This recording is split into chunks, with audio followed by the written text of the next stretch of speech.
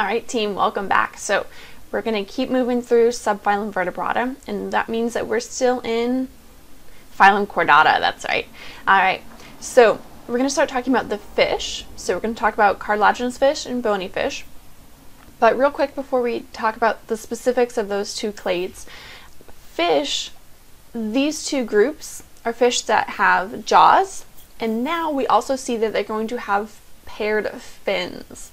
So those are two really major adaptations that we see in the Chondrichthyes and the Osteichthyes, the cartilaginous fish and the bony fish. It's the fact that they have paired fins, which are really helpful for navigation and for being agile in the water. And then jaws, having that hinged jaw, is really helpful for capturing prey and being a more efficient predator. So these are fish with fins and jaws. They're also going to have gills, so those pharyngeal clefts or those slits, those are going to be used for respiration. They have single loop blood circulation. So unlike some of the other groups that we're going to talk about, especially once we start talking about the tetrapods, those will have double loop blood circulation. Their blood circulation is basically going to go from their heart out to their gills to pick up oxygen, to the tissues, and then back to the heart again. And their jaws, why we call these gnathostomes, these are going to be modifications of their skeletal arches that are supporting the gills, so they're all kind of connected together.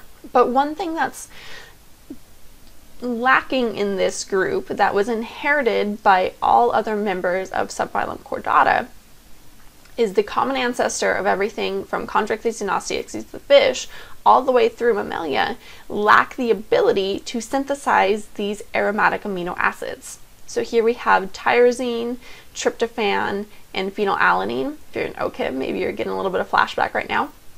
So these three amino acids, for some reason, I'm not quite sure why, but for some reason, all members of subphylum Vertebrata from here on out do not have the ability to synthesize these amino acids in their cells. We lack these enzymes to synthesize these, and so we must get them from our diet, which means that we must be able to consume a decent amount of protein in order to get these amino acids in their diet.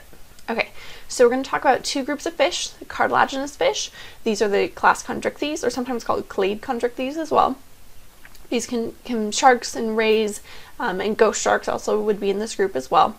And we call them cartilaginous fish because their skeleton is made of cartilage.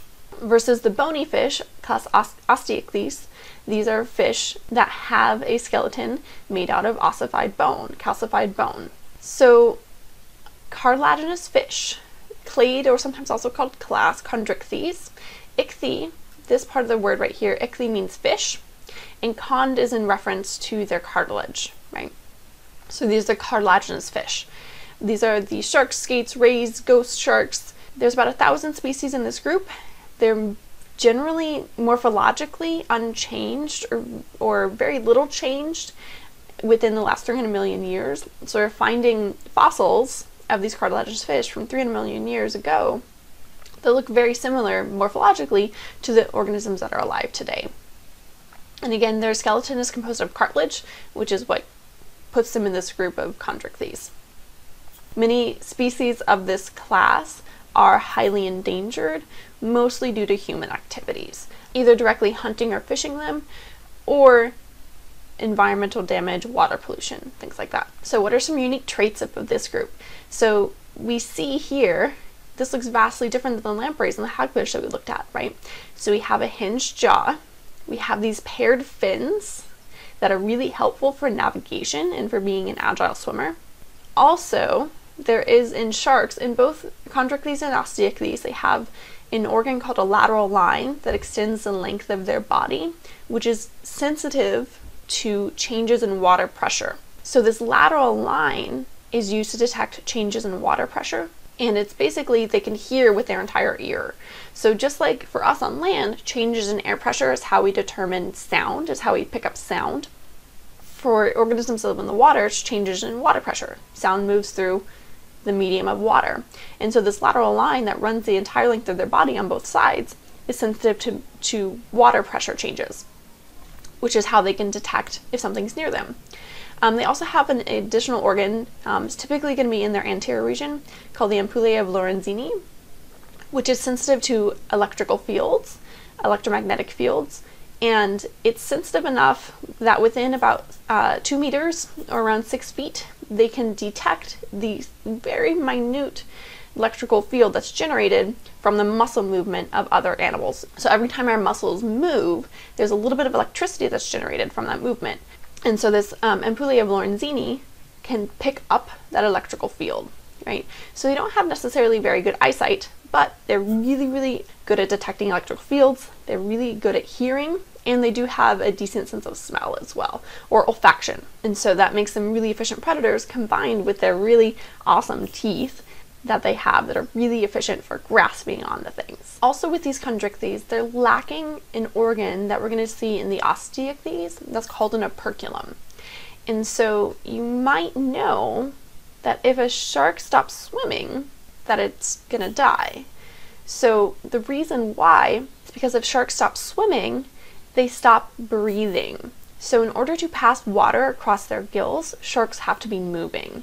And so if they're not moving, many of these sharks, many of members of Chondrichthyes, won't be able to exchange gases. There are some that have the ability to sit on the bottom of the ocean, hang out on the sand, but they have some secondary adaptations where they basically are gulping water and then gulping that water across their gills. So if they don't swim, most of these sharks will not be able to pass water across their gills because they're lacking something called an operculum. The other thing about sharks too is that if they were to stop swimming, they can't stay at that location in the water. They can't stay at that elevation. If they stop swimming, they would start to sink. And the reason is because they're lacking another organ that we're going to see in Osteichthyes called a swim bladder. So sharks have to remain swimming because they need that movement to move water across their gills, and they use their movement of swimming to maintain their elevation in the water. So usually at this point in time, I get a question about how do sharks sleep then? If they have to be constantly swimming, how do sharks sleep? Based on studies of sharks in labs, that while they're continually swimming, they're going to rest different parts of their brain at different times. So they're going to cycle through the different sections of their brain throughout the day, throughout a 24-hour period roughly, in order to give that part of the brain a rest, clean out all those neurons, all that gunk that builds up during the day, and they switch over to another part. So they never completely go unconscious like we do, a lot of other mammals do. They kind of rotate through different sections of their brain, and that's how they sleep. And then also in this group, we have the things like the skates and the rays.